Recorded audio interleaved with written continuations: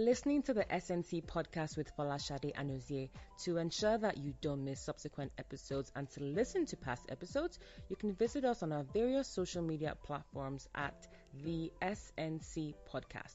So that's TheSNCPodcast. And that name is universal across Twitter, Instagram, Facebook, SoundCloud, Mixcloud, and iTunes. For those who'd like to get in touch with me by email, my email is shadeanozie@gmail.com. You are welcome to another episode of the SNC Podcast. My name is Fusillade Anozie. For those who are new to the podcast, welcome. Thank you for checking it out. And for those who have stuck with me since episode 1, I'm truly, truly thankful. Now for this episode, which is episode 7, for those who have been counting, I have with me multilingual singer-songwriter Amaha. Amaha is a breath of fresh air, and her music can be described as fresh, yet still effortlessly traditional and soulful. Over the course of the interview, we talk about quite a lot, from her creative process, her perspective on artists doing covers, her encounter with Timbaland, the present state of music sonically, and so much more. I hope you enjoy my interview with her. I have on the show with me today Nigerian-born, American-bred singer-songwriter Amaha.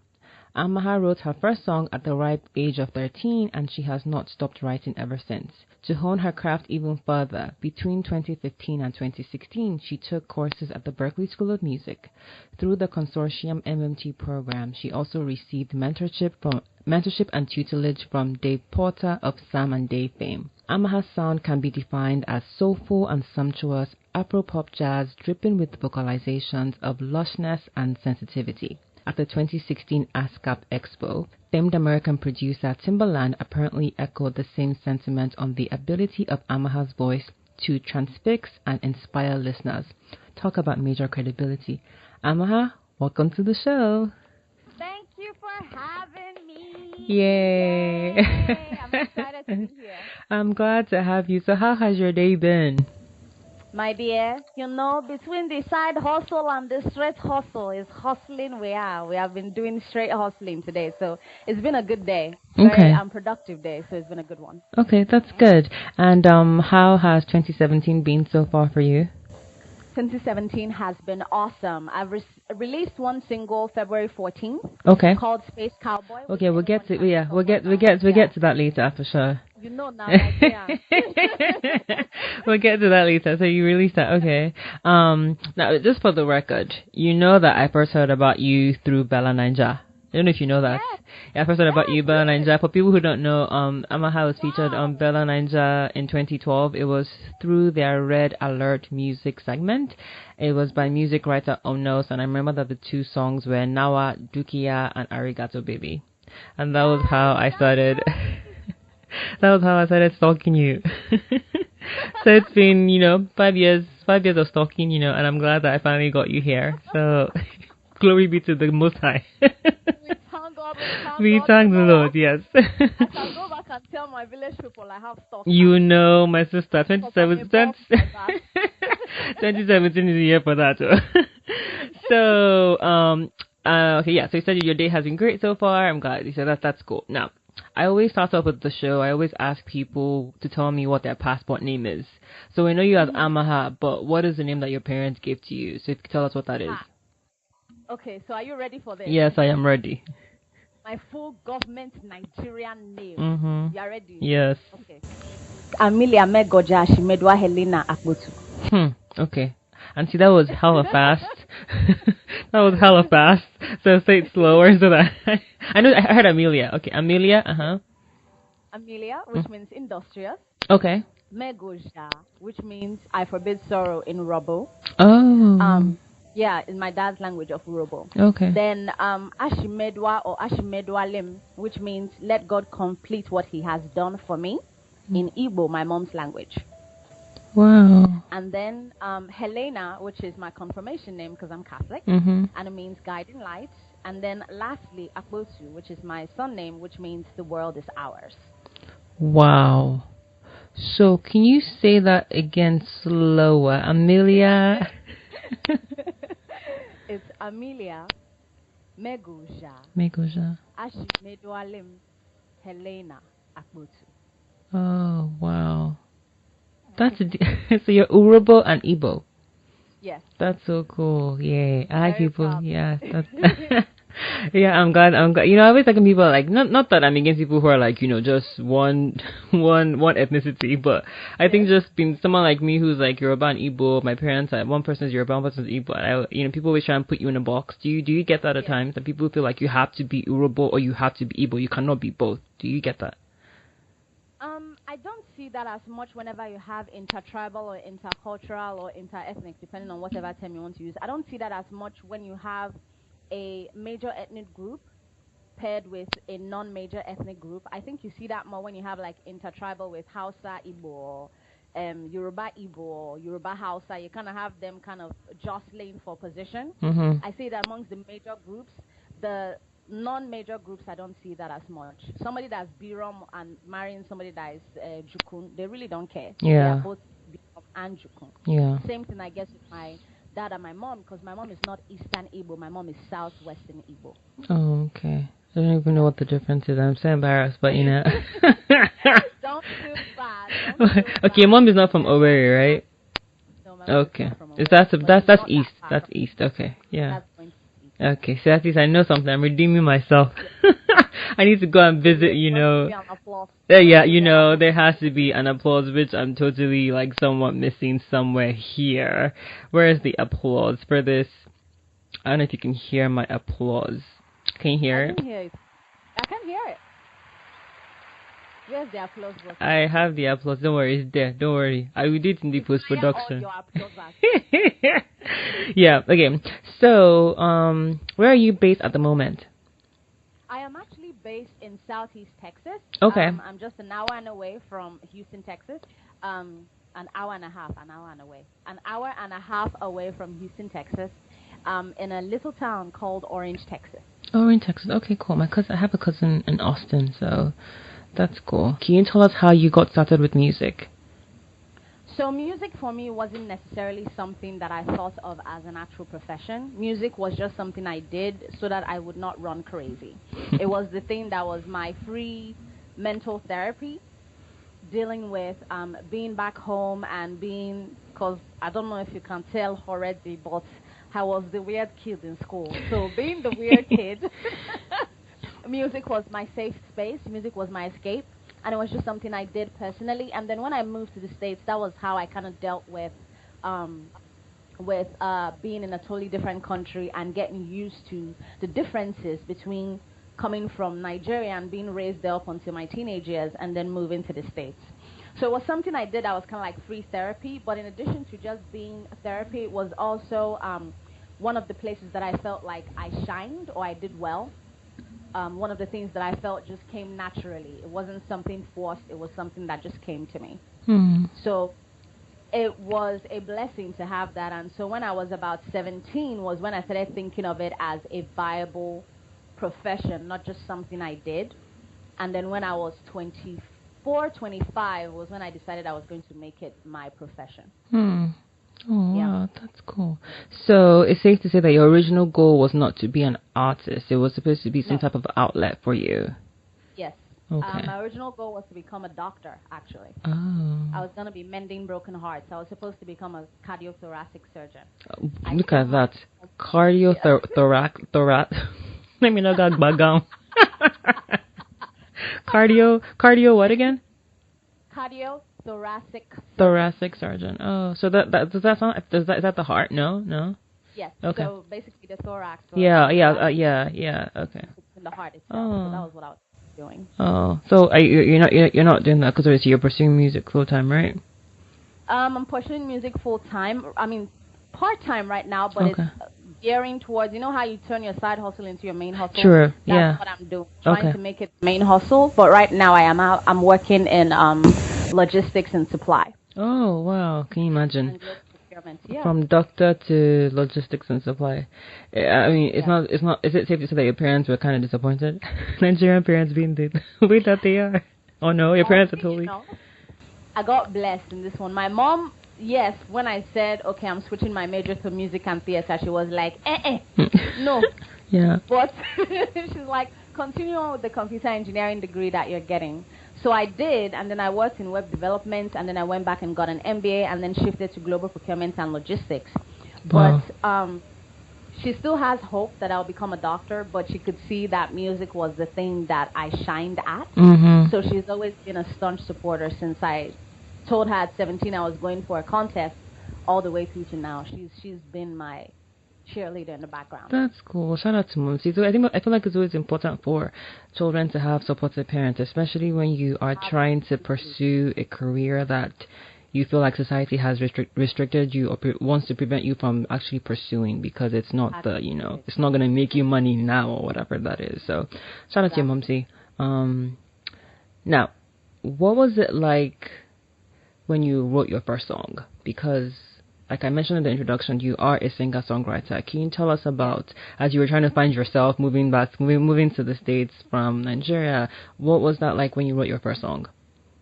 So most of my first songs, I told you it was therapy. So I don't even let anybody see it except family members, because most of that stuff was just dark. Like, I think if I was born and raised in the United States, I would have been one of those emo kids with like black hair and eyeliner. That was my entire teenage lifestyle. Like, all my music around then. The world is horrible. The plants are dying. Like, just horrible, depressing stuff. So I do not share that type of stuff. So that, like I said, was therapy. But then as I grew older, I started understanding the power of a song. So when I was 13 back home, there were more gospel stuff. When I was in my teenage years, like 15, 16, 17, there were dark, dreary, depressing songs up until I was maybe about 19. And then I started finding myself, and so they've gotten lighter as I've gotten happier as a person. So they've gotten lighter and they've gotten more, they've gained more depth in their power. And of course, Berkeley has helped me to channel that and make the songs even more powerful. Yeah, we'll get to Berkeley later in the show. Now, I know that you said that you started writing music because you were trying to find yourself. But I guess my question would be, before you even realized that you were writing songs to express yourself, at what moment did you say, I'm going to pick up a pen or a pencil and a paper to begin to write? Like, how did that just come to your mind? You know what I'm trying to say? Because you could have been singing. It could have been art, So what for you, what made you say, okay, today or whatever day that was, I'm going to pick up this pen and pencil and write?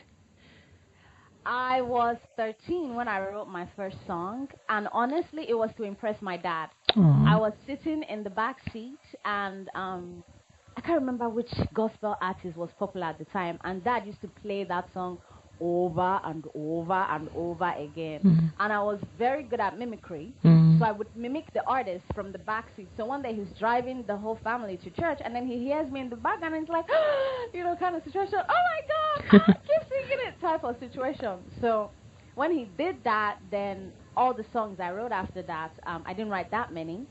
There were very few, but all the songs I wrote were gospel songs.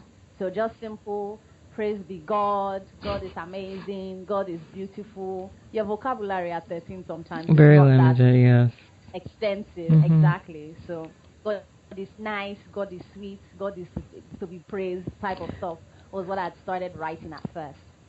And then 16 came about. At that point, since I'd been reading dictionaries and everything, the vocabulary started getting more in depth. So I was using big fat words like lachrymose and subfusc and stuff like that.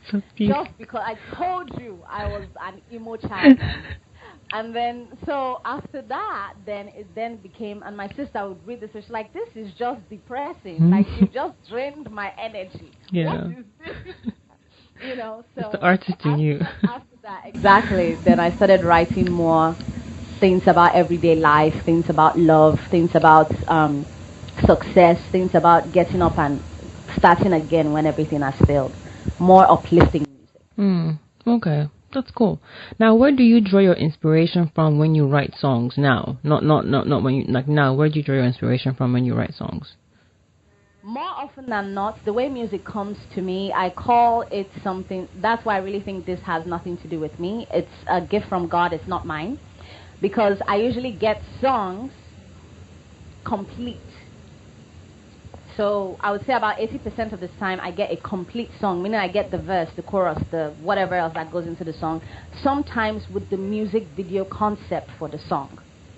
So I get it all at once. I might be trying to go to sleep and then it comes to me, and then I write it down. But then maybe about 20% of the time, just to hone the skill and get better about putting words together, laying the vocals down, laying the track down itself, I practice writing.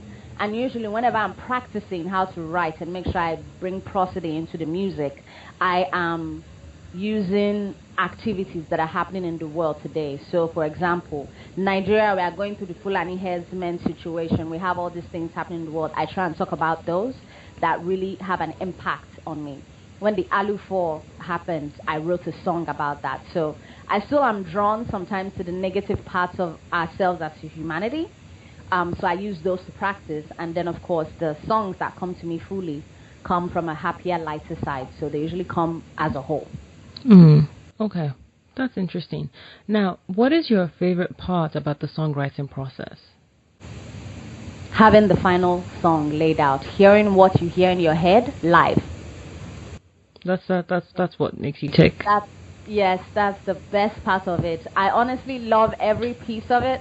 But finally hearing every piece, from writing the song itself, going into the studio, booking the time, getting the musicians together, it's all so much fun.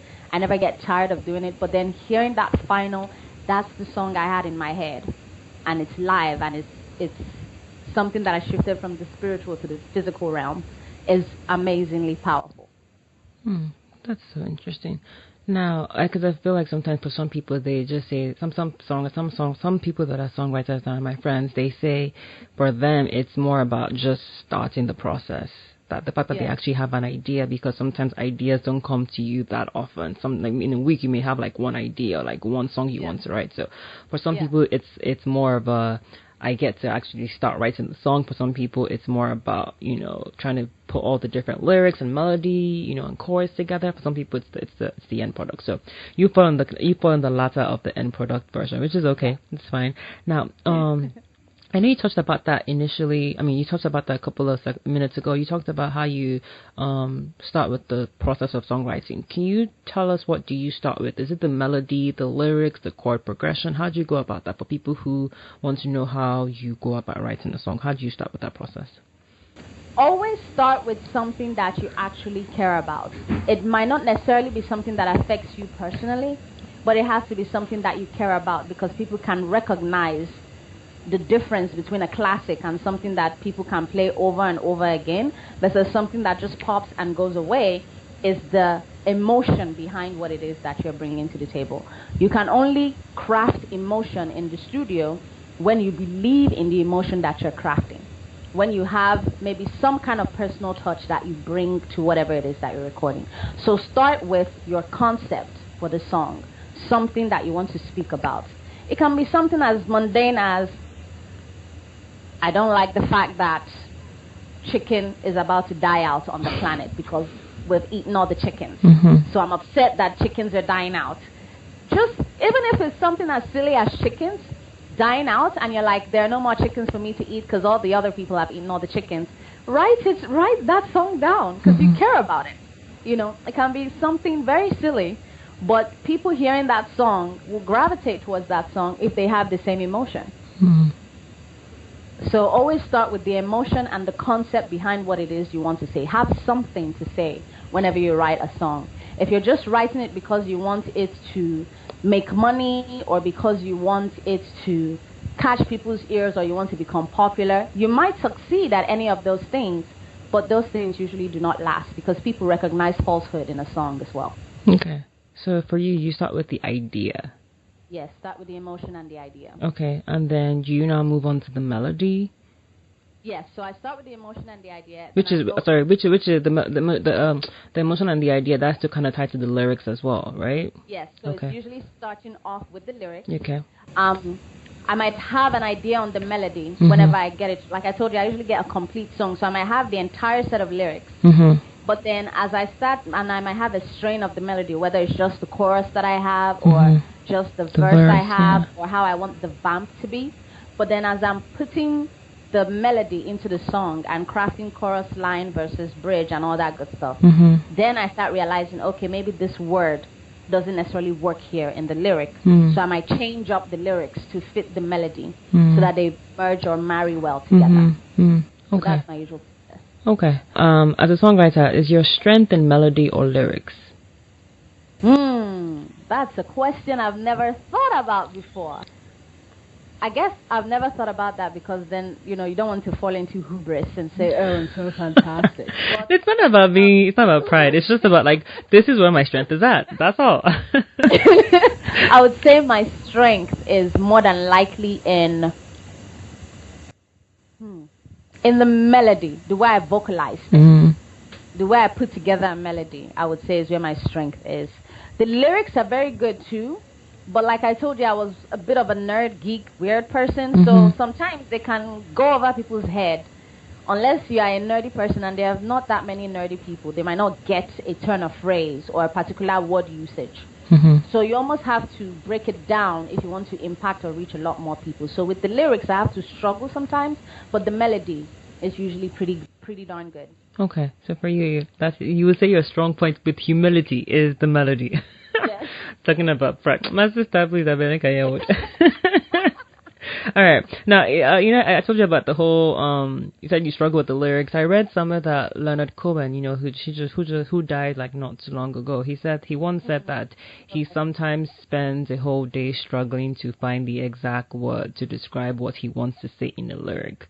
So, you're in good company. It's not, I think I also read somewhere about, I can't remember who it was that said that the artist spent I think 3 years on one song or something because the person trying to so I think people who are songwriters, it's not an anomaly to say that you struggle to find the right words or the right lyrics to fit a song. So exactly. It's all good. Okay, cool. And then do you have any siblings? I didn't even ask you that. Do you have any siblings?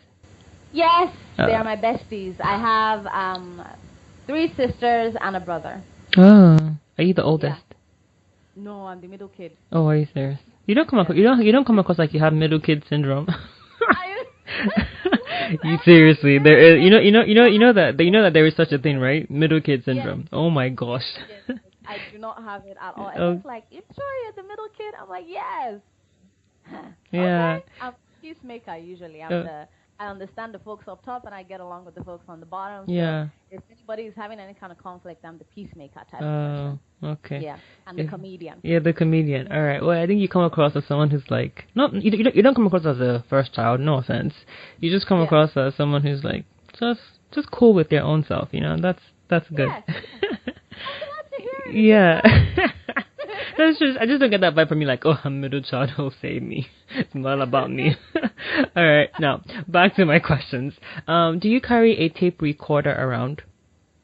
My phone is my tape recorder. I have so much stuff on this phone, and it kind of drives me slightly nuts because I know it's not documented anywhere else. So if my phone died or cracked or anything, I wouldn't be crying about the $600, $700. Yeah.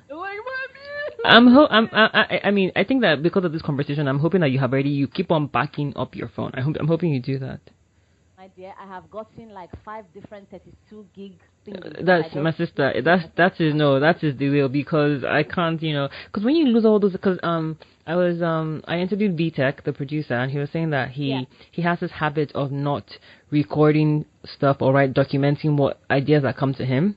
And then he loses it. So you even have your idea, you now lose it, my sister. Please, we have to, Yeah, and oh my gosh, that thing is, you people do not understand. It's painful. You are a writer and you lose that thing. It's like you just you were walking down the stream and you just let your child fall into the water. That is how it feels. Yeah. Because it's such a fleeting thing that you have to catch it by its tail before it goes over. Yeah. Okay, now do you have a favorite place or time of day when you write?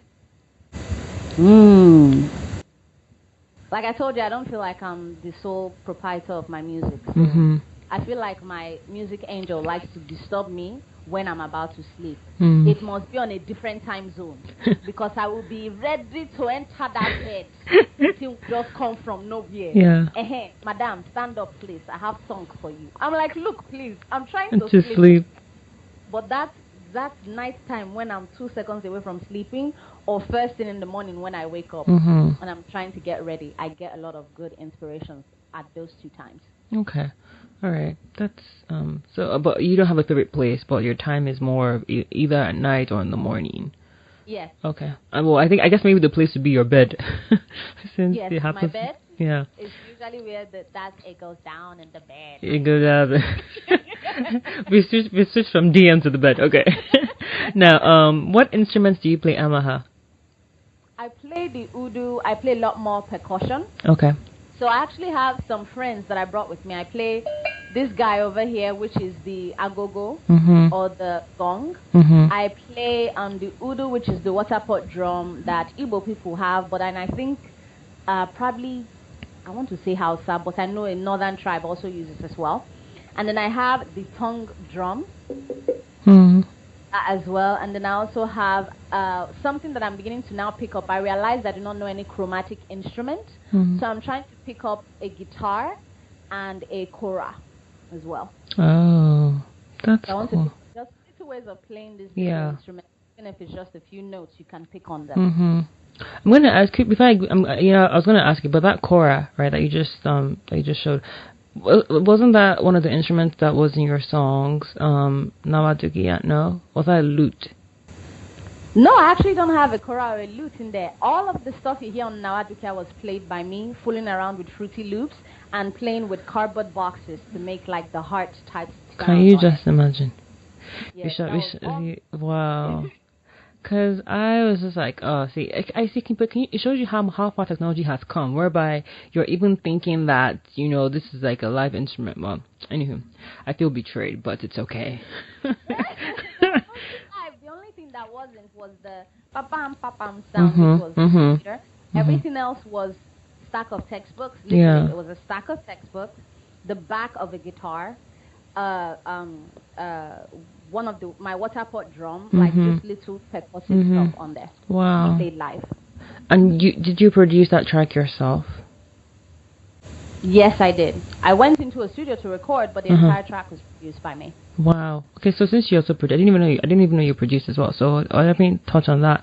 Now, can you currently describe your sound? What is your current sound? Because like people's sounds can change every time. My sound is Afro pop jazz. Okay, and for people who don't know what Afro pop jazz is, what is that exactly? So it has pop tendencies, meaning melody is king, and it will probably be around current instruments or emotions that we all share. But then it's very much steeped in the way I sing or the way we vocalize and speak as Nigerians. So you hear like a lot of influences of Fela Kuti and most of those folks from the 70s. Now, because I like the 60s and the 70s, I also like jazz. So you hear some of those lushness in like Ella Fitzgerald's way of singing, or Nina Simone, stuff of that nature. We hear some of those influences, Miriam Makeba. And then that's where the jazz element comes in. I usually am a bit more experimental. It's not your quintessential Nigerian Afro beats or Afro pop. It's influenced by those jazz experimental behavior. Oh, interesting. Yeah. Interesting. Yeah. Okay, now so let's talk about your I don't know if I should call it the album or a project or a mixtape, the Quiet Fusillade. Yes. Is it an album or a mixtape? It's an EP. It's an EP. Okay. Because like I said, when I first heard about you was through Bella Ninja, and Ono said that Quiet Fusillade was your album, and then when I went to your website, I saw that it had about 5 or 6 songs. So for me, I thought that either that was going to be a mixtape or EP, but people decide what they want to describe their project as. So I didn't want to like jump the gun, as they say. Now, how did you come across? Come about the name Quiet Fusillade? Remember, I told you I'm a bit of a nerd. So so it's the Quiet Fusillade. That is actually an oxymoron. Yeah, you can say Fusillade or Fusillade. Either way, it's correct to say. You can say Fusillade or Fusillade. Putting the word quiet in front of a fusillade or a fusillade is an oxymoron, because a fusillade, by its very nature, the very first way you would describe it is a cacophony of sound. Usually they are using to describe whenever a whole bunch of gunshots go off at the same time, or like cannons going off. So obviously that's loud, but then you stick quiet in front of that. So it was about the fact that I had this powerful voice and I had this powerful music that I had to put out there, but it's not yet making noise. It's not yet creating a buzz. So I called it a quiet fusillade. Oh, okay. That's interesting. Yeah, you are definitely on the nerd nerd vibe, yeah. Yes. Now, quiet fusillade, which I'm gonna go with your description or pronunciation. It has songs such as Amor, Amore, Arigato Baby, Cause You Smell Good, Feeling Good, and now Nawa Dukia, right? Okay, now let's start with Amore. I hope I'm pronouncing that right. You're doing well. Yeah. Okay. Can you talk a bit about Amore? Because So I feel Amor, like Amore. before you go on, I feel like it has you can correct me. I feel like it has a very fun Latin slash French vibe that it's given up.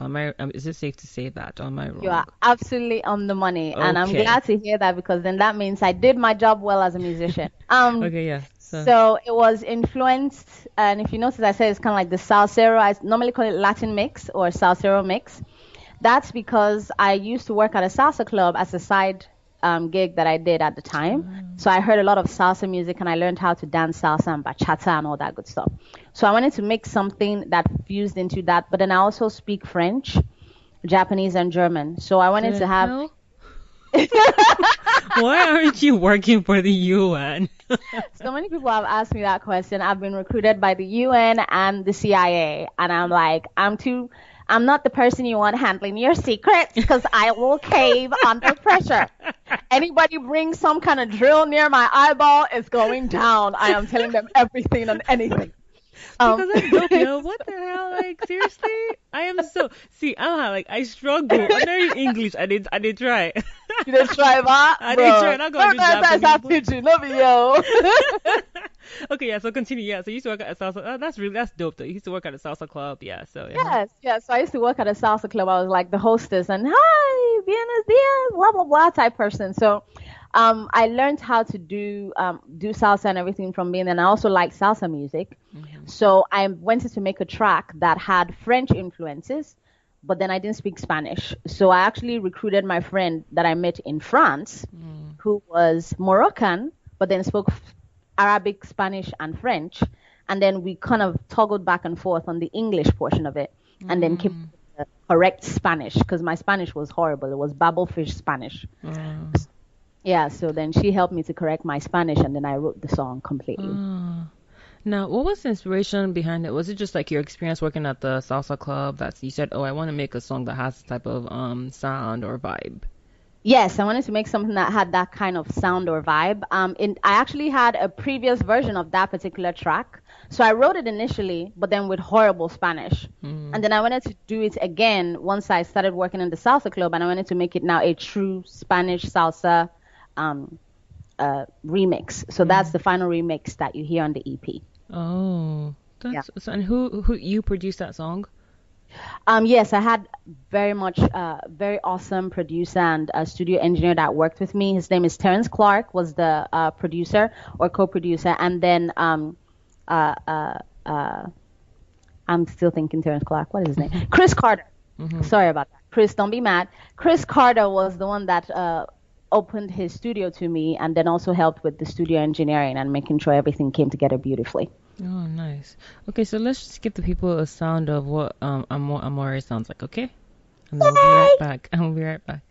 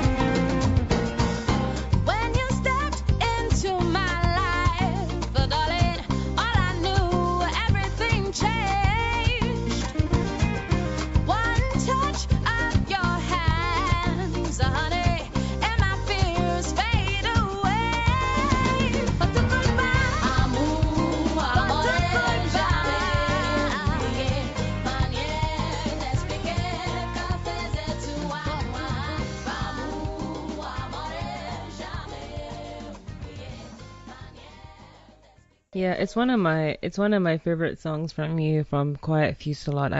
I like that song a lot. It's not I really like it. It's I feel like it's very sensual, but still very it's just very sensual, mature. I like it a lot. And you say you dance bachata? Bachata, One yes. of my friends has been trying to get me to dance bachata. I went to a salsa club. Was it last semester, or like my first year of law school? I think my second year. We went to a salsa club, and it was. I tried it once, and but it's yeah. Maybe I need to pick it up. Not that you've mentioned. I'll be like, okay, try it now. All right. You have to practice now. Bachata, some merengue. Merengue is the easiest. Yeah, but we did merengue as well. Merengue, well, yeah, merengue was actually not that bad, and it was just cool to see, the couples do that. So, but bachata is the one that she's been trying to teach me. So, now that you've mentioned it, maybe I will go and develop that. But now, okay, so from Amore, now let's go to Arigato Baby. Talk about Arigato Baby. So that was when I had just taken my first Japanese class, and I wanted to practice my Japanese. So I wanted to write a song that utilized some of the words I had picked up in Japanese. Arigato is thank you, and then sayonara is sayonara. You're supposed to not pronounce the R completely, but sayonara is bye bye. So I wanted to use those two words in the song, and I kind of wrote that song initially. It just came, the very first chorus came, and then about maybe 10 minutes later, the entire rest of the song came. And so I put that together and then put in all the Japanese words that I knew at the time and made that particular song. So it's a love song. It's a very sweet love song. Thank you someone? For being awesome. Was it inspired by a personal experience, or was it just a random song? My dear, I haven't seen love like that yet. So this was just me imagining the love. Like, yes, when you have future babe, wherever you are, I'm coming for you. You're just coming for you. You better be ready. Now, Arigato Baby. Sorry, what did you say? I missed that. I said he better be ready. Well, we're putting that into the universe, so you better recognize. Now, Arigato Baby, is very piano driven, and what was the rationale or the reason in picking those instruments to drive the song? So that was very much where Terrence helped me out with putting together that particular song, because I knew the instruments I wanted, but then he was the person that would help me like source the musicians for hire that would be able to put together my idea. So I kind of laid down the idea and the vocalizations and everything, and then I told them which kind of instruments I heard, what I hear the instruments doing, and then they would help me craft that idea together or pull it together. So he was instrumental in helping me meet that bass, and I think it was Gary Goin that did the bass on that, and it sounded phenomenal. Those guys are excellent musicians in Memphis. Yeah. Okay. Now let's give the people a sound of what Arigato Baby sounds like for those who haven't heard it. Okay. Awesome. Boom boom tum tack to do. Boom boom tum tack to do. Boom boom tum tack to do. Ooh oh do boo. Tum tack to do. Boom boom tum tack to do. Boom boom tum tack to do. Ooh oh do. I find myself wanting to be with you always 1 minute without you, just won't believe me. Arigato, baby. I think that we make the perfect mix of two, don't you? I can't see myself with anyone but you know, baby, can you tell?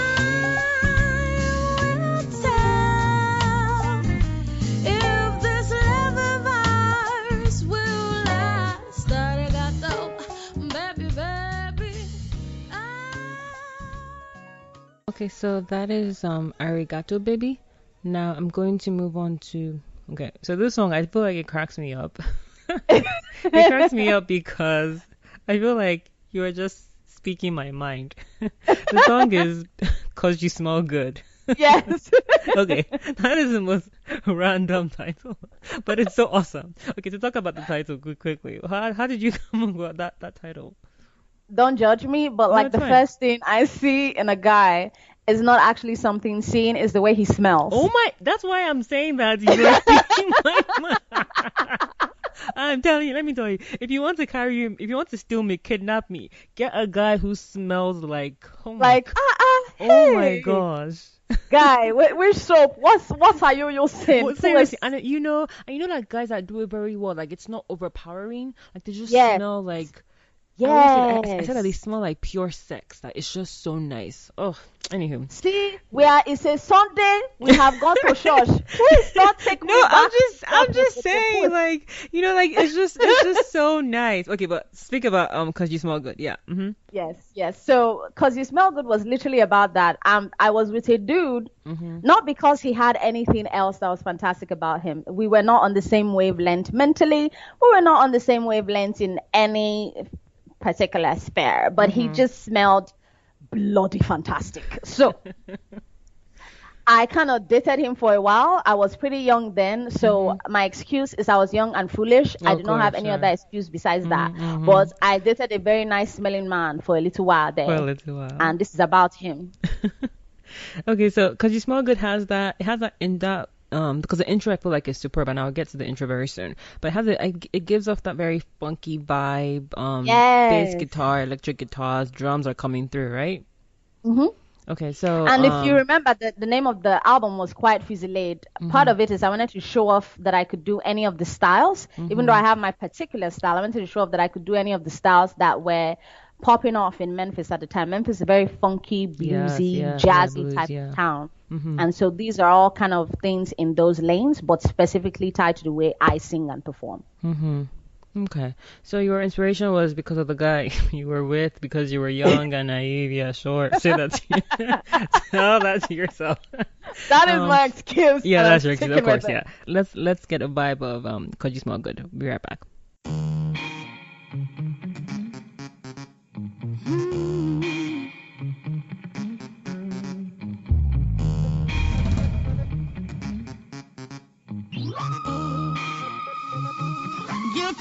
You think Captain James, and my ass is a big old thing.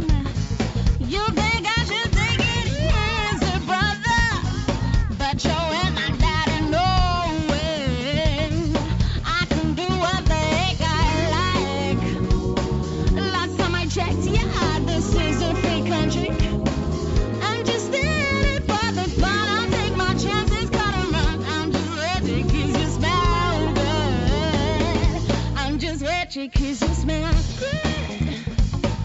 I'm just ready 'cause you smell good. You think I'm too much of a freak? No, I can't. Okay, so that was a bit of 'Cause You Smell Good. I swear down. That song. I play that song a lot. I'm like, Amaha is my, is my sister spirit, like seriously. Now, does the guy that you were with, does he know that you wrote that song about him? I don't think he'll ever know. His name has never been mentioned, and we have kept out of touch. So if he does know, I don't know if he does. And quite frankly, I don't care, because that was a bad relationship in the first place. That should honestly have never have happened. So, but it was a lot of fun, and he inspired a song. So, yay. Now, the next song I want to talk about is Feeling Good. Now, Feeling Good, for people who don't know, it's a cover, and Feeling Good was written by English songwriters Anthony Newley and Leslie Briscus for the 1964 musical The Roar of the Grease Paint, The Smell of the Crowd. And it has been covered by artists such as Nina Simone, John Coltrane, Sammy Davis, Bobby Darin, Adam Lambert, Michael Bublé, Muse, My Brightest Diamond, and the late George Michael. Now, I actually have listened to all those different covers, and I really like yours as well, because excuse me, I feel like the not the difference, I think the common theme between every cover that I've heard is that every artist made the song their own. They made it individual to them. So what inspired you to say, I'm going to pick a song from a 1964 musical and make it my own? And what was the inspiration? So I guess with this one, I need to make a correction to what I said earlier. This was actually when I recorded when I was back home. And I recorded it with Jeremiah Gyang. Oh, that's so cool. In Jeremiah Gyang Studios. Yeah. I recorded it with him in Callan Audio studios. I'm a big I'm releasing your secrets. Jeremiah is a big fan of Ella Fitzgerald. And so we were there playing Ella Fitzgerald and some Fela Kuti and everything else. And I was like, I'm just going to sing this jazz standard. So we're goofing off in the studio when I recorded this track. This wasn't supposed to be on the EP. This was just me playing around. And then I recorded it, and some people came by and heard the playback of the song. And they were like, oh my God, who is singing? Type of situation. And Jeremiah was like, we need to make this an actual song. His brother, Sammy Gyang, who is a phenomenal producer, by the way, he produces for Ice Prince and whatnot. Yeah. So he played the piano piece on that song, and it just came together beautifully. So that was really something, play with Jeremiah Gyang, and I had a song, and that went on the EP. Yeah, cool. All right, let's give people a sound of what feeling good smells like. See, I'm still stuck on the country song. Okay, let's give people a taste of what feeling good sounds like. Awesome.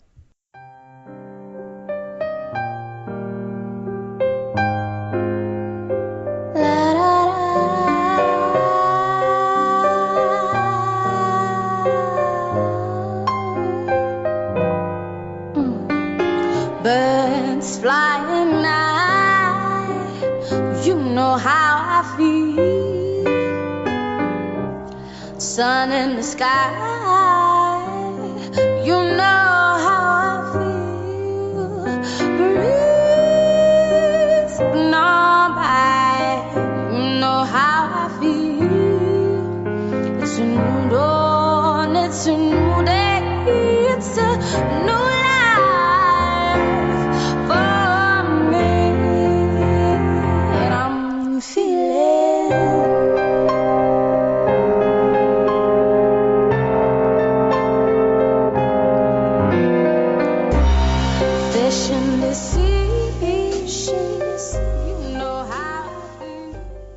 So that is Feeling Good, which is I feel like you really made that song your own, and it's an amazing cover. And I'm not just saying that because you're here, really, because I said I've listened to every single cover, and every artist makes, have you heard the one from Michael Bublé?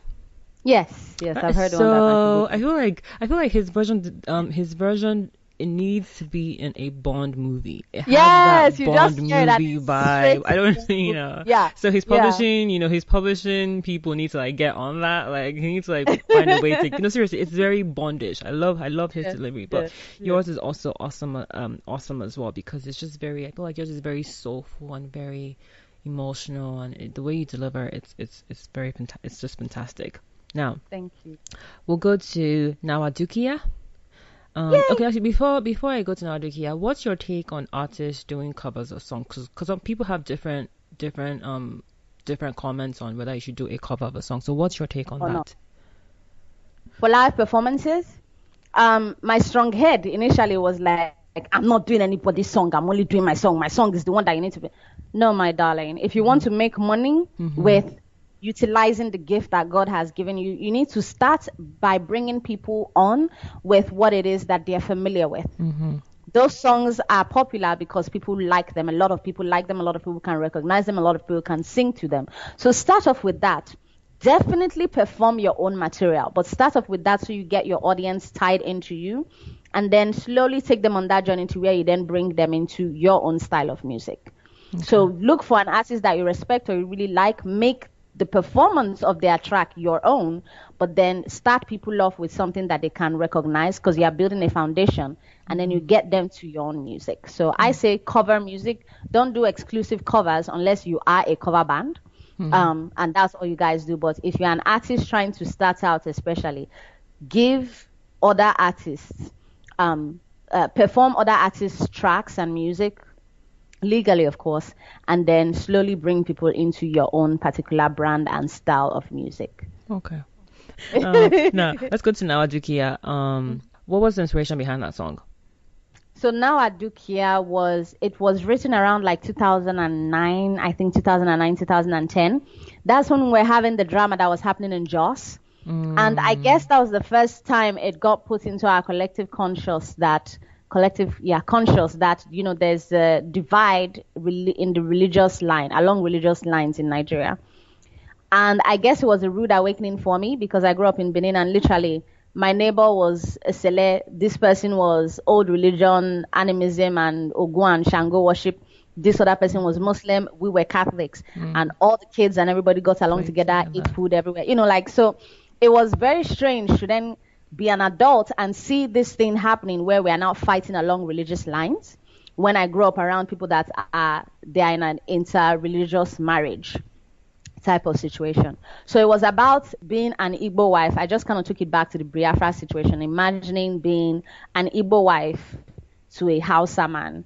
And you guys, for whatever reason, the line's breaking up. I don't know why. The connection, even though you have different ethnicities and different religions. How about now? Yeah. How about now? Yeah. Yes, better now. Yeah. So you're saying that you watch it from the perspective of an Igbo wife to a Hausa husband, right? Yeah, to a Hausa husband, exactly. So that's why I use the word Nawa Dukia, because that's actually rubbish Hausa. That's bad Hausa. The actual way to say it would be Dukiane, which is my wealth.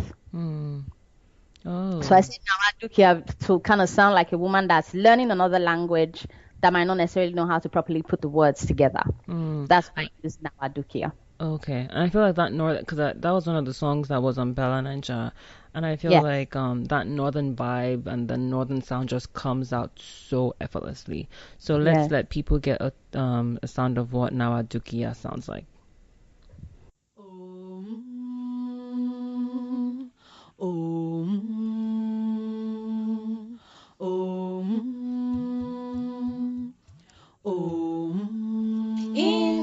Sonka baby, now I do kia.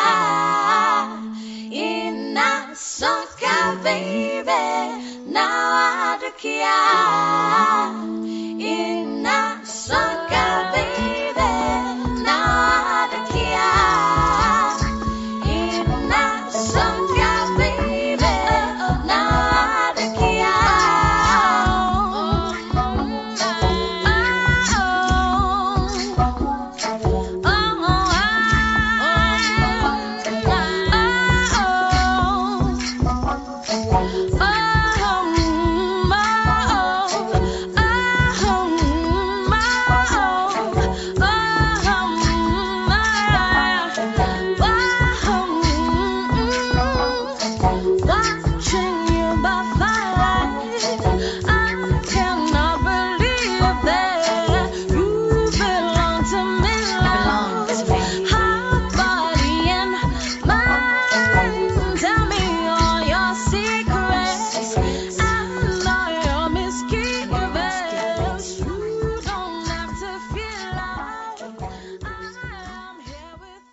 So that's just a brief snippet of what Nawadukia sounds like.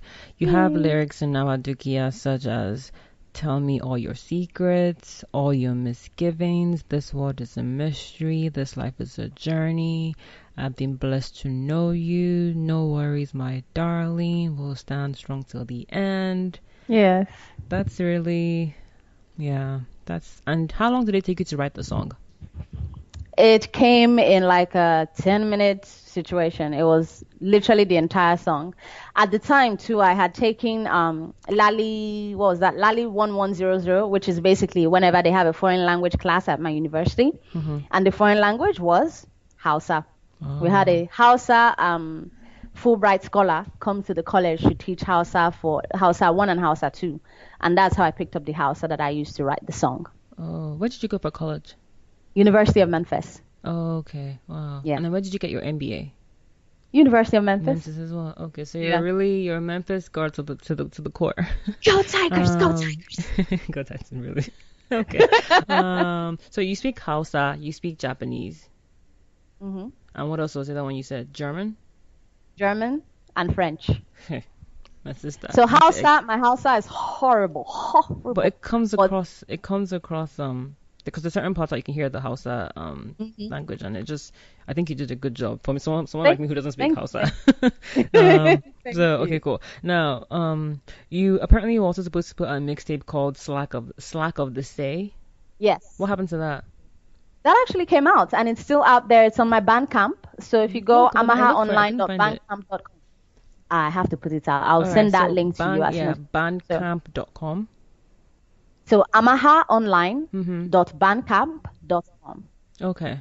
And you'll see Slack of the Same. And Slack of the Same, because it's not. Is it on Amaha? Is it on your Amaha website?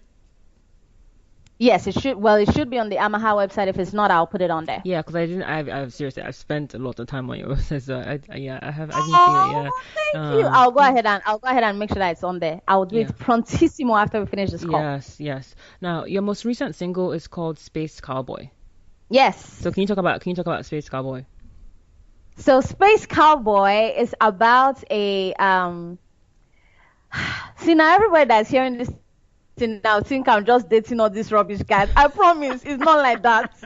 But sure, if that's what you say to comfort yourself. Go ahead. But there was this guy and he was a Yoruba demon. So yeah, it was he personified it. I mean, like, just no. I don't understand why he had to take it that far, because Yoruba people are so nice. He just decided he was going to personify this stereotype. Mm-hmm. But anyway, he was one of those, and he inspired that particular song. But the funny thing is, everybody hears the song and they're like, "Oh, I wish I were your space cowboy." I'm like, "No, you don't. You don't want to be space cowboy. I hate that mother sucker." So, so Chloe, you are no longer friends. No, we're not. Not even in the vicinity of friendship. But yeah, so that was who kind of inspired that particular one. But then I also had some snippets that I borrowed from other people's crappy relationships and infused in the song as well. So it's not just about my crappy relationship. I decided it's a free for all market, and I will include other people's crappy relationships. Look at you being so kind to the earth. Just kind to I do this for the gram. I do this for the world. Yeah, like a person like that.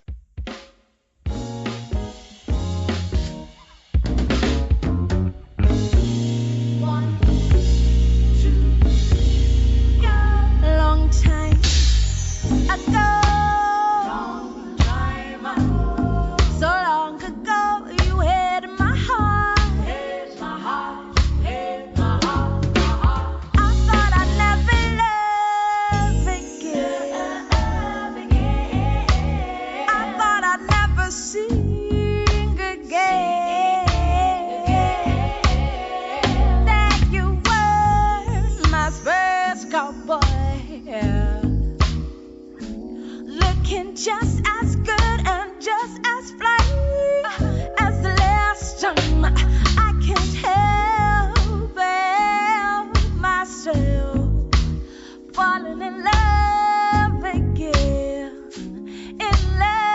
with you.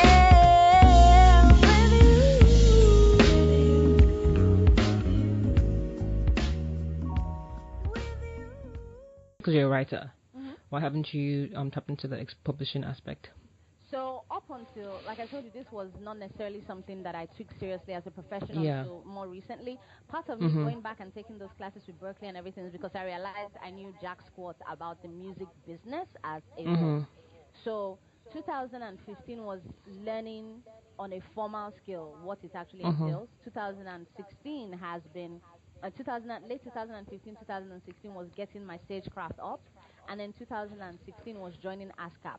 So only recently I even knew about making sure I was part of a PRO or a publishing rights organization and stuff of that nature. So as we move into 2017, publishing and making sure that you're getting more money options for your music, what I'm going to be doing, because now I'm trying to transition to making it full time.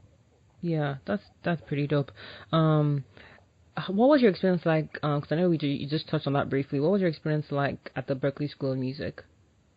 So I took Berkeley online, and it was through a consortium, I think you would call it, called Coursera.org. Coursera, yeah. So it's awesome because they can give you like these short classes that you can take. You expend about 12 hours per week.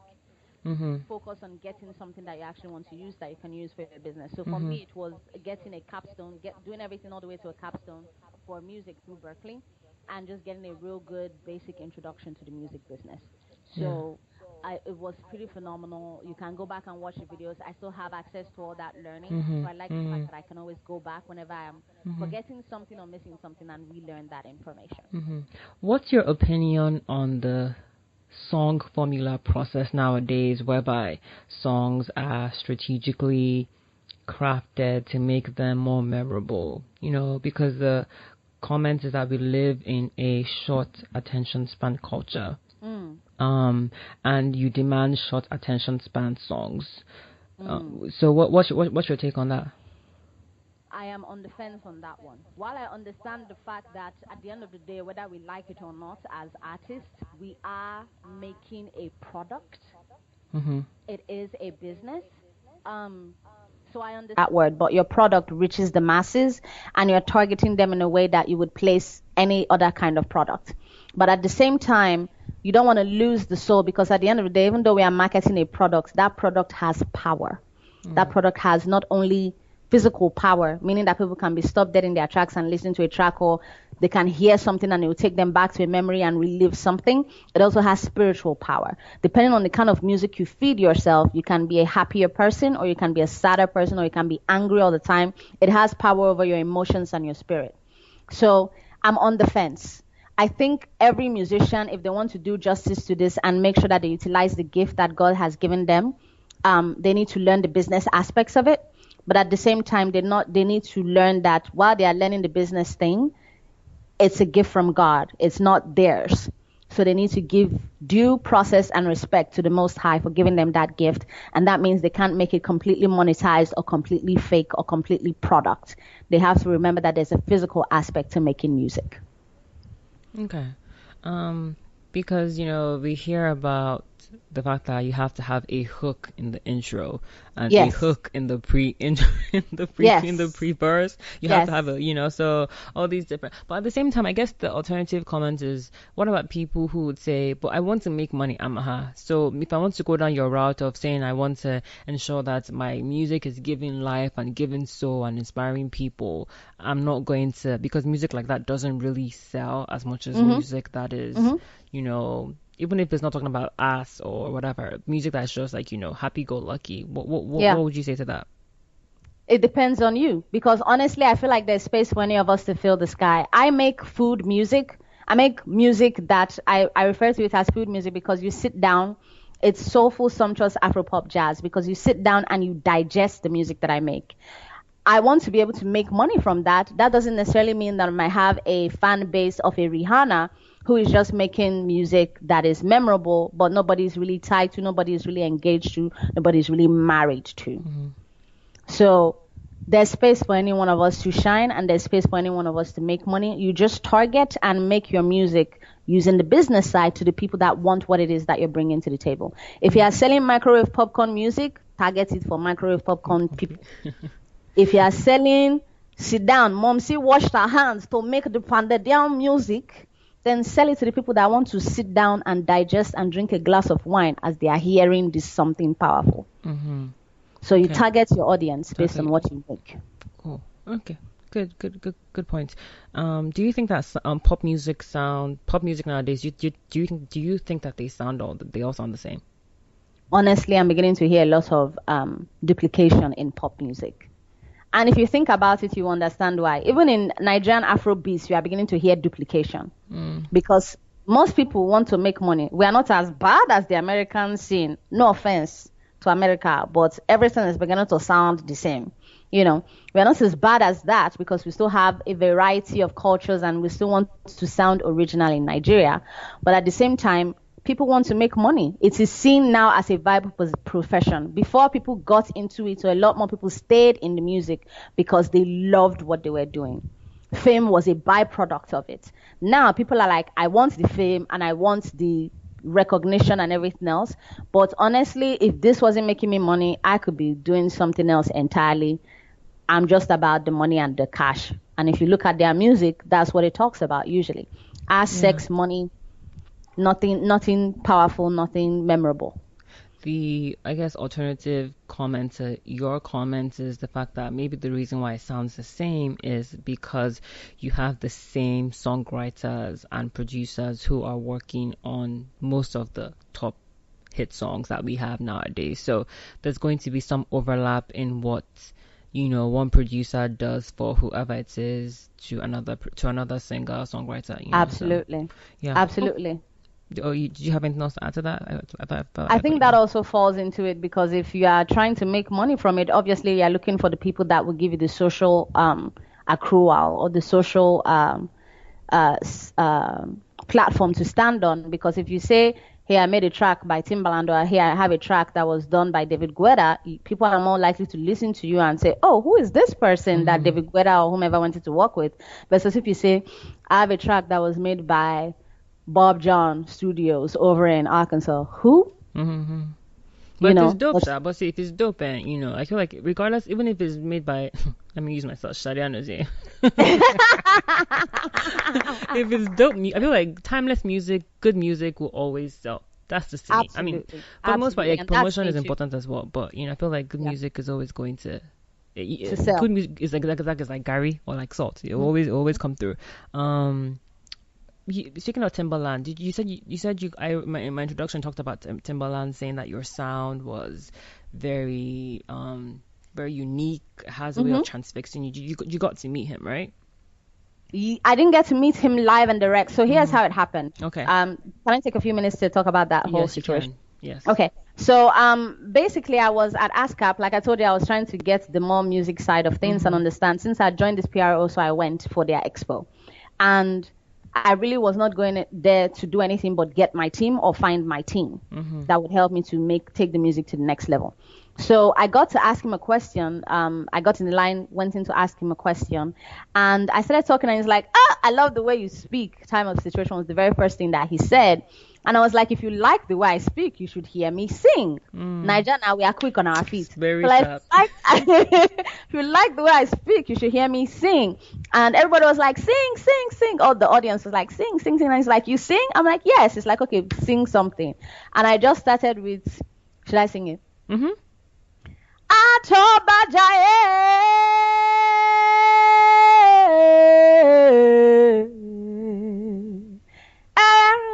Mosheva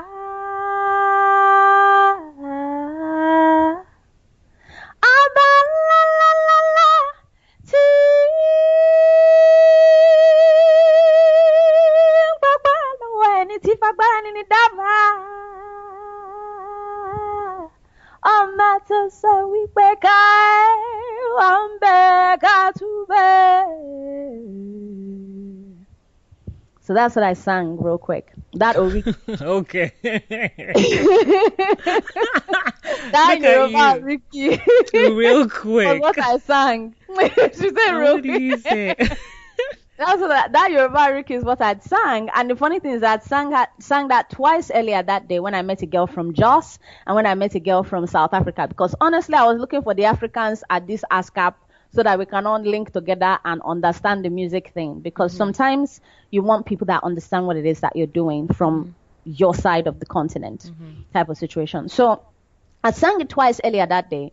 And then since that was the song that was in my head, so I just went ahead and sang that song. And he's like, you are going to be on my next album. Make sure my producers in the back get you. Yeah. So because he was working on what's the show with Cookie? Empire. Yeah. He was working on Empire, so he couldn't come physically there. So he told his producers to get me to the back, and then they got my contact information and all that good stuff. So that's how that happened. So are we going to hopefully hear you on a Timbaland track? The man is a busy man, but you know, nice Nigerians people, we are hustlers. Yeah, my sister, we have to hustle that hustle. That thing that you said, you must do it. Amen. Yes. Dude, like even just you said that you did it real quick, like really. How did you do that to form humility? That is so nice, yo. Amaha, that's wow. I was like, oh my god. No, that's really wow. Well, you know, please pursue that. It will be lovely to hear a song produced by, especially because of how, I guess, Timbaland is such an awesome producer, and I feel like he's able to adapt to different sounds. Yes, so that's why I've always wanted to work with him. He's awesome to me. Yeah. Please follow up, my sister. Please follow up, and then you can come and premiere your song on my show. my podcast. I got you. Yeah, but I by God's grace, that'll work out for you this 2017. I'm definitely putting Amen. that for you. Yeah. Amen. Now, Amen. a couple of more questions from the business and legal perspective. Is it true to you that the type of chord progressions that is used in crafting a song should be particular to the country in question? Not necessarily. I read that somewhere that in certain, I read that somewhere in a couple of books that I've been reading that in certain countries, certain chord progressions may not work well. And if you're trying to sell a song or trying to sell an album, you using a chord progression that is maybe particular to the US and you're trying to sell in America wouldn't necessarily sell. But you're saying that to you, that's not necessarily the case. That's not necessarily true. Here's why I say that. We wouldn't have crossover artists if you were using chord progressions that were only unique to the particular country. Shakira will not be as big as she is in the United States. That woman sounds straight up like the Lebanese culture that she descends from, with the Spanish influence from being a Colombian Lebanese person. So you can already hear the la, la, la, la, la. That's not an American way of singing or vocalizing anything. Timbaland himself is another person that does that. He uses a lot of Indian influence in his music. And chord progressions. There are lots of other people that have crossed over into the United States that are coming with Latin or foreign styles of presenting music that make a big splash. Akon has done the Indian thing before too in his music, and he also sings with a Senegalese tint to the way he sings, since he's obviously of Senegalese descent. So it doesn't necessarily fit it unless the country in question has a very strict way of the chord progression tied to the way they speak. India has very linked chord progressions with the way they also speak their language, especially in Hindi. There's already a very defined culture around the scales of their music as well as around the language itself and how they follow those scales. Like, or when they start doing that, that is all their chord progressions and scales that they're playing around with. Same thing with Arabic countries and I don't know. Somebody that comes to my mind is what's this woman's name? Maluma would be another person that kind of sings. She's from Mauritania that has a particular way that their language fits with the way they sing. So, that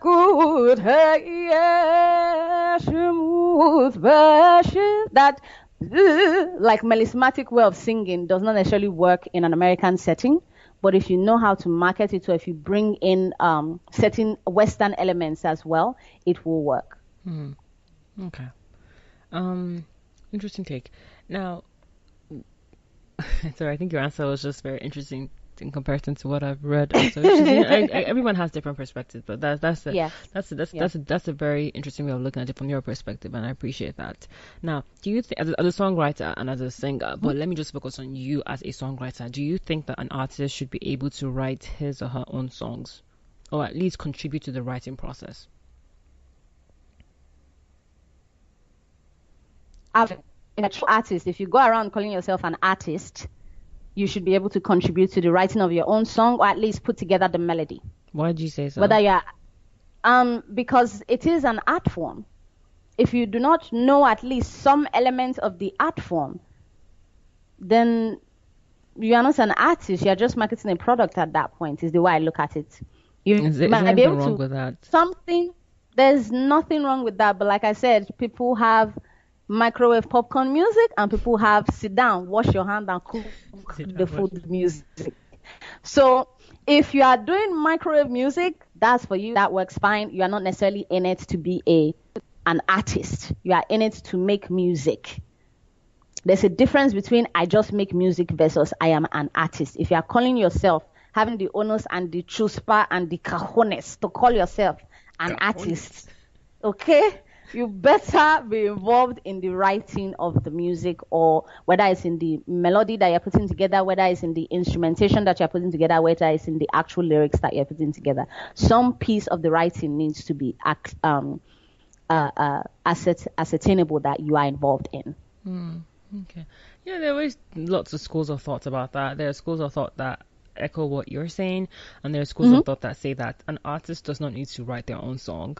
you just singing a song already makes you an artist, and there are artists that go on tour and they may not have time to be involved in the writing process. So how does that make them less of an artist just because they don't write their songs? Like, you have people like Whitney Houston, you have people like all these awesome singers that people would be surprised to know that some of them don't write their own music, or didn't write their own songs, and and then people say that doesn't make them less of an artist. So I think with the singer songwriter camps, you people are very, you must write your song. You must be able to write something in there. You are whack. No, I don't necessarily think that they're whack. Like I said, there's space for everybody to bring their style to them, because there are some people that's, like you rightly said, Whitney Houston can vocalize the heck out of a song. Till today, everybody, even all of us that are singer-songwriters, talking about you must write something inside your song, we are still there, and I trying to sing that high note. You see what I'm saying? So, right, but vocalize it in a way that if nobody told you that she was not involved in the writing process, you don't bloody care. Exactly. She has such power in her voice and in the way she sings something. So you must bring something to the process, because the vocalization and way of singing is also part of the process. Yeah. Okay. But if you are just there parroting, no offense, Britney Spears, but Britney Spears is like, I am a huge Britney fan. I have been a Britney fan since I was in secondary school. You just love her because you just like her. That's the only excuse I can give you, because you just love her because you just like her as a person. That's the only thing I can give. I love Britney songs, like please. Serious? Yeah. Oh, baby. What? That song is one of my favorites. What? Amaha, please, let's not fight. Let us not fight. Okay, let's Hit Me Baby fighting one more at the time. Market. We'll keep it away from here. Hit Me Baby One More Time is the jam, my sister. Produced by Max Martin. My sister, no, we really though. I mean, okay, people keep saying she can't sing or whatever. Have you heard Every Time? Which one is Every Time? Every time I try to fly, I fall without my wings. I feel so. Check that song out. I'll check it out. Yeah, seriously, check it out. I'll give Britney Spears a chance just because of you. I will try and listen again. No, my sister, Britney is dope. Check out Every Time is an amazing song. It's an amazing song. Now, final question on business and legal question. Let me just move on before you come and kill my love for my love for Britney. Is that what is your take on artists who are not songwriters taking a piece of the writing credit, whereby they say, if someone like Amaha writes me a song, just because I want to get a part of the royalties and be seen as a credible artist, they take a piece of the writing credit even though they had nothing to do with it. What is your take on that? If they are the ones that are vocalizing it, they are also involved in the writing process. Like I said, it's all part and parcel of bringing the final song to play. If you as a songwriter, more often than not, you are marketing it to an artist, because you might not necessarily be the one that wants to be out there as a performer, as a musician. Otherwise, you would sing it yourself and not have somebody else do it. Yeah. You see what I'm saying? So, especially because there are less and less avenues for artists to generate income in music, I see no reason why they can't have, even if it's not that large of a percentage. Now, if they are there saying, I must collect 50% when you didn't write the song, different story. But if a musician or an artist or performer says, let me at least get 10% of these royalties that are going to be back paid off of this song, that's par for the course. Their face and their voice and their vocalization and their person is the one that is presenting the song that you wrote. So they have a say in whatever it is that is coming off of, or in whatever royalties are generating off. I do not think that's a bad thing at all. I think it's just good business. And I think if they are going to be the face of your song, they should be getting some kind of that back for their work on it. But you have an issue when it comes to 50 comparison to 10. Yes, yeah, okay. It depends on the percentage that they are taking. They can't obviously claim a larger portion of the song, even if they are the ones that they have their face out there. So let's say you eventually join Sony as you get a publishing deal with Sony, and you write this awesome song, and no name. I'm not going to mention any names, but some successful artist says, I want your song and I'm willing to sing it, but I'm going to get 50%. You would not allow that to happen. Is that what you're saying? Yes, we will have to have a negotiating type of situation. 50 or nothing. That's the offer. Sorry, madam, you're not getting the song. And again, it's a huge artist, like someone like, let's just say Adele. Nope. You are still clutching your But isn't the whole point of getting your song out there? Because regardless, you're going to make money and you're going to get the. Okay, go ahead. So I guess for me, I'm responding nope in the fact that I'm thinking to myself, if it's dope enough to attract Adele's eye, it should be dope enough to attract somebody else's eye. However, sometimes you have to let some stuff go. Exactly. So starting out, Sia is one of those people that does this quite a bit. She will let Rihanna get percentages on the song. She will let all these other ladies get percentages of the song. But she makes sure that the ones that she knows, because sometimes when you write a song, you're like, if this thing is marketed well, I know this thing will blow. This song has the power to make a big splash. So she keeps those types of songs for herself. So if I'm putting it out there and an Adele likes the song, more than likely, if I'm a good businesswoman, I'm putting out the songs that are not necessarily, or I have the ones that I know for my own self, especially if I'm a singer-songwriter, meaning I also perform, I'm going to keep those things for myself. And then the other stuff, okay, Adele can have this 50%. I know that Adele is going to bring me fame, and I know that because people now see Adele singing the song and she's winning awards of that song, I'm going to get other potential clients. So it's a matter of looking at it on the business side once again and saying, does this add to my longevity in generating other artists that want to come and work with me? And in that case, maybe that one song or those two songs can go and she can get 50% on them. But then every other song after that, now that you've increased your name and your status, you negotiate from a higher vantage point. Yeah. I see that perspective, but then there's the alternative perspective that even if you keep said songs for yourself, if you are not quote unquote marketable as an artist, even if you're a singer songwriter, because there are singer songwriters that are not really doing that well, why would you want to keep the song for yourself when you can, again, I get what you're saying. I'm just saying, I feel like that debate is always going to be there. So, not to belabor the point. I do get what you're saying. Now back to the creative process before I wrap it up with you, is what has been the greatest influence on your creativity? Greatest influence on my creativity has been God, because like I said earlier, I don't think this talent is necessarily mine. I think it's a talent that I was given. And the reason why I want to make sure that it goes out there and it makes a splash and it has power out there is because one of the things that made me really start saying, okay, we need to treat this with the respect and go get training and learn all the stuff I don't know, is that I'm like, okay, I heard a sermon at the time about the parable of the talents. The parable of the 5, 10, 3 type of situation. And I hadn't heard it as it was put forth that particular day, where it's like, okay, if you have a talent, you need to be utilizing it. And I felt like this was my biggest talent. I have other talents, but this was my biggest one. And I was like, okay, I am not putting in the work and the effort that this requires. So I need to make sure if I'm going to do the work, I need to do the work and hope that he opens the doors, because at the end of the day, it's his talent.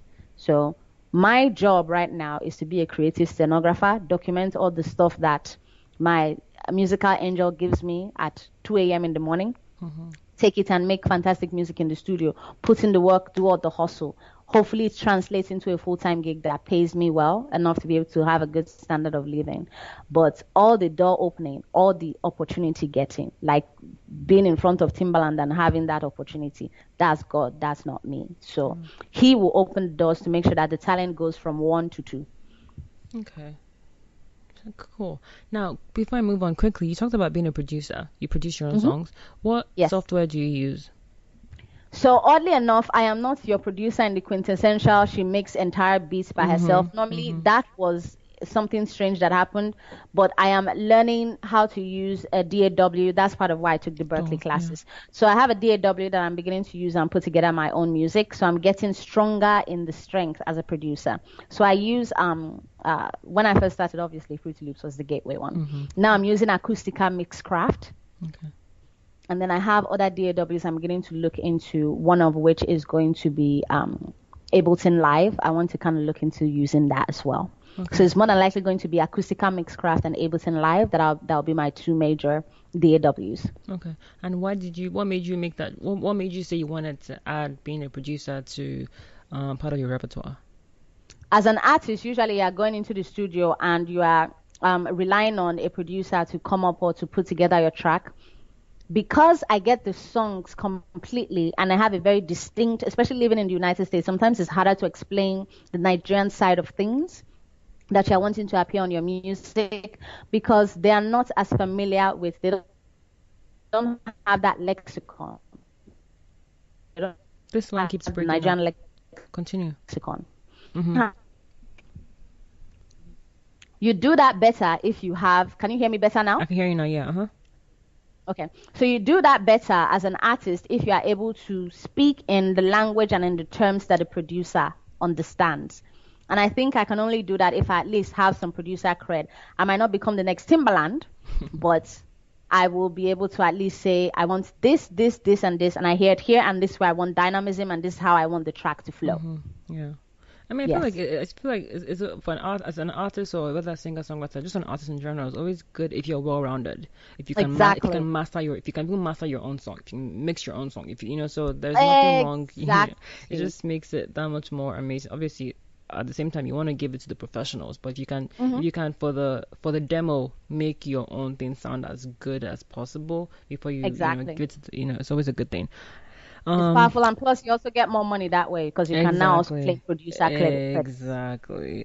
So you're trying to get all the royalties from every possible angle. Do you realize I'm half Igbo? Excuse you. That Igbo side, they come out every time. Excuse you, please. I'm not here to be broke. Seriously. Now, which musicians and songwriters have been your greatest influence? I know you talked about God, but do you know what other musicians and songwriters have influenced you? In terms of someone that just totally, actually three, that totally blew my mind in terms of their vocalization: Miriam Makeba, Bjork, Angelique Kidjo. And what was it about them? You said that vocalizations. Can you talk about vocalizations, the way they sang songs. Bjork is very experimental. Bjork is someone that just seems to go into the studio and just plays around with her random weird accent and does whatever the heck she wants. Angelique Kidjo has a very powerful voice, and she knows how to control that power on that voice. She knows when to release it. She knows when to hold it in. While Miriam Makeba has this voice that stops you, like it's like somebody giving you fresh whiskey whenever you hear Miriam Makeba's voice. She has this very silky, beautiful voice that is just timeless. So I like those three women because of the way that they vocalize their music. In terms of artists that have always kind of reminded me that the profession was the idea that I could still do this as a profession, two people influenced me. Asha, when she came out in 2008, because at that point I was ready to give up. I literally was like, screw this music stuff. We are just going to be an engineer and software and just know that that's our life. Yeah, let's just stick to that. So she and in 2010, when I was ready to give up again, Miyavi Ishihara, who is a Japanese rock singer, visual kei singer. So those two were the ones that influenced me in that way. Okay. I love that your influences are very varied. They're not one-dimensional. Now, currently, who are your favorite songwriters or musicians? Can you name 4? 4? Yeah. Oh, that's a hard one. So, probably because I know him as a person, Jeremiah Gyang. Okay, and why? I think he's bloody awesome. I think he's very good at what he does, and I think that he sticks to who he is whenever he sings music. You don't hear whatever he's singing and not recognize that this is a man from the Middle Belt side of the country. He's very proud of his culture. It's his presence in his music, but at the same time, he gives God the glory whenever he writes a song, and then he has a very distinct sensibility about what he writes. So he is uniquely him when he puts together music. So I like Jeremiah as a musician, and I think he's stupidly talented and underrated. Another person that I like, I've been listening to a lot of Fela Kuti music lately, and growing up is like, hey, that is playing Fela again. Let us hear words. I think it's every child. You know, it's like, this man's song, 25 minutes, we are still, hey, you know. That is just the introduction. Exactly. But there are 10 minutes have passed introduction. You have not sang one word. What is this? But now as an older person, and I hear the way he puts together, he's basically crafting a song, and it just blows my mind at how talented this man was and how we took him completely for granted the entire time that he was alive. Like, that man fantastic. That man crafted a whole shop himself, you know. So Fela Kuti is another person that I really respect. Another person, you are shams. I thought Miriam was exceptionally phenomenal. Leaving her homeland, being ejected from there, not being able to come in, yet still campaigning for the rights of Black South Africans and everything else. I think she was a powerful, powerful musician, standing for what she believed in, and not only doing that, but singing just South African music and bringing it to a completely new audience. I think she was a powerful musician. And then lastly, I actually like, I'm trying to think who I would say just blows my mind every time I hear something by them. Those honestly are my top three. Miyavi, oddly enough, is one of those people that I just like watching his growth, because he was one of the new school type people where they build their entire fan base off of social media type stuff. Because at the time it was like MySpace and Facebook. Like he really used those platforms very well. For a Japanese singer that is singing completely in Japanese to come over to the United States and have that volume of people at his shows, I thought he really inspired me in terms of the more using social media to craft your fan base side of things. Okay. And then of course I also kind of like his music. That's cool. Cool. Yeah. Now, wrapping it up with the fun random questions. What is the most trouble that you have gotten into? Why are you bringing out my leg like this in public? Okay, so I'm trying to think of what that did not cause me a social fallout. But there was this one time I was in JSS 2, I think was JSS 1 or JSS 2. Sorry, before you go on, where did you go for secondary school? I actually had 3 different schools I went to. I went to University Demonstration Secondary School, UDSS, which is basically Uniben's secondary school. Okay. University of Benin Secondary School. I went to Word of Faith, which was Bishop Benson Idahosa's university, and then I went to Army Day. Okay. For my final semester, SS2, SS3. Okay. So UDSS was the first one, and I was the smallest kid because I was 2 years younger than everybody. I got double promoted, and I started KG1. KG1 at 2.5 rather than 3. Wow. So I was tiny and always the youngest everywhere. So yeah, they were bullying me the entire time. JSS 1, it was JSS 1. They were bullying me the entire time. Even JSS 2, they also bullied me. But one day I lost all chill. I became chill deficient, and I carried one dude. He decided this small rat that everybody else in the class had made fun of me and everything else, and I just took it, right? Oh yeah, the weird kids, they made fun of you, that's fine. Even the teacher would be laughing at the bullying and everything else. She thought it was funny, our homeroom teacher. But there was this small rat that decided he was going to tell me to shut up. Everybody had said a lot more hurtful things to me, but then he decided to say it. So I was like, okay, you can't talk to me like that. I can take it from anybody else. You two, you are tiny like me. So I carried him and I flung him on the table and was fighting this dude.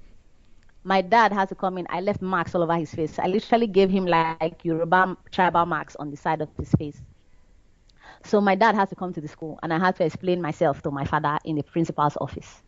That was a bad one. Obviously, when you go home, did they bulala you? Legendary beating. The beating. Beating of life.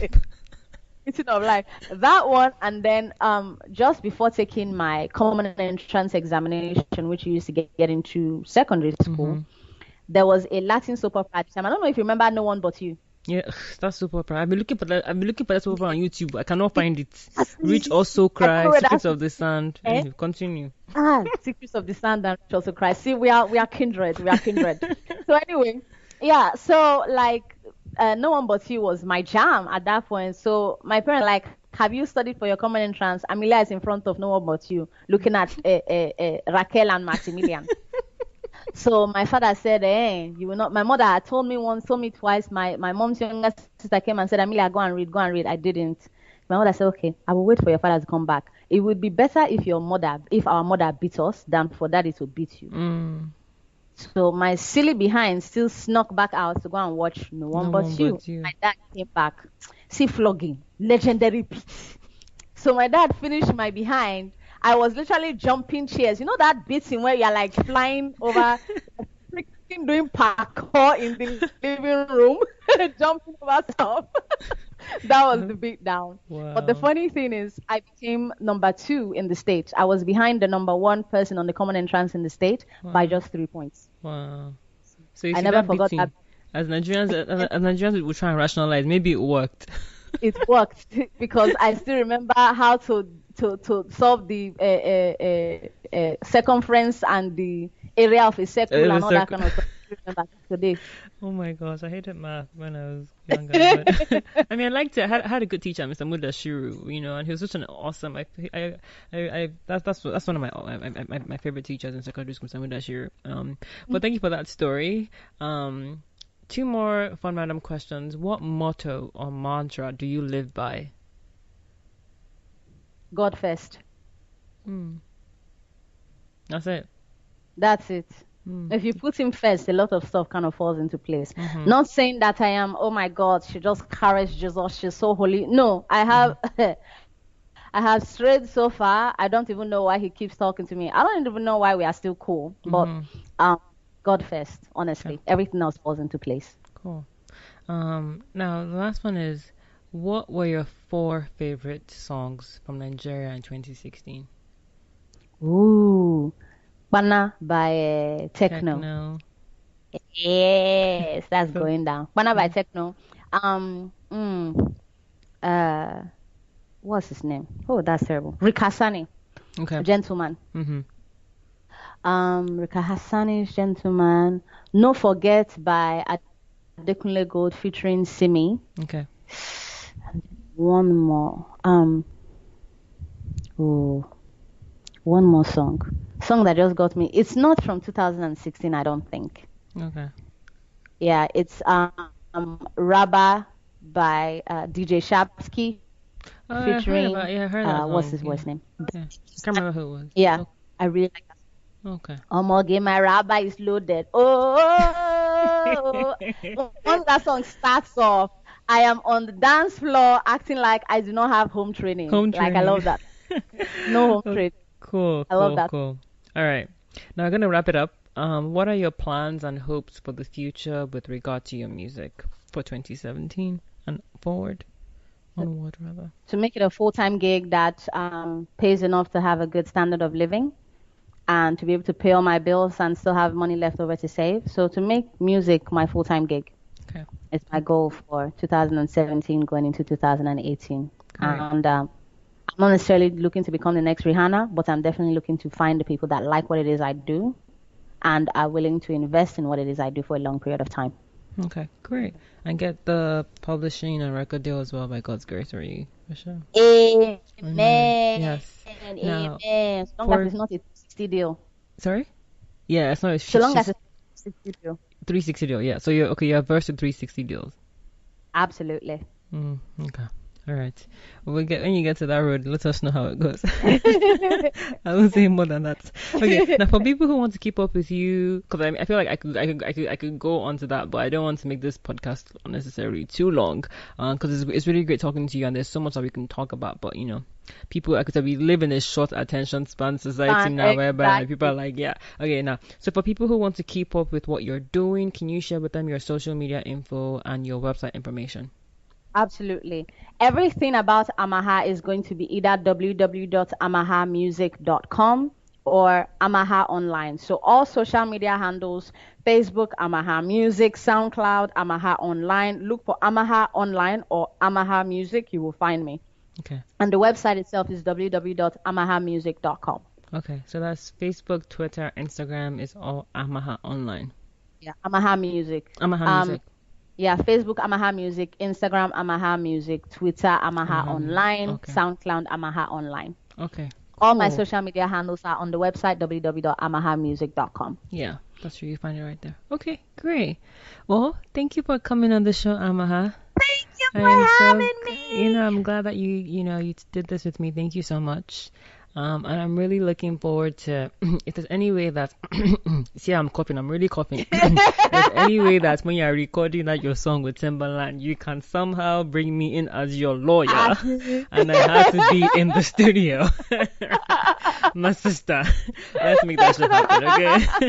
I'm praying that comes to fruition for you this year for sure, by God's grace, okay? Amen. All right, Amen. well, This was fabulous.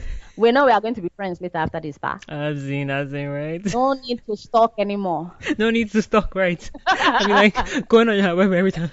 Oh my. You're like, this girl is crazy. But thank you, Amaha. This is the end of the show, everyone. Amaha, thank you. I'm so grateful that you got to do this. And for the next episode, which will be episode 8, we'll have another either songwriter or producer on the show. Till then, bye, everyone.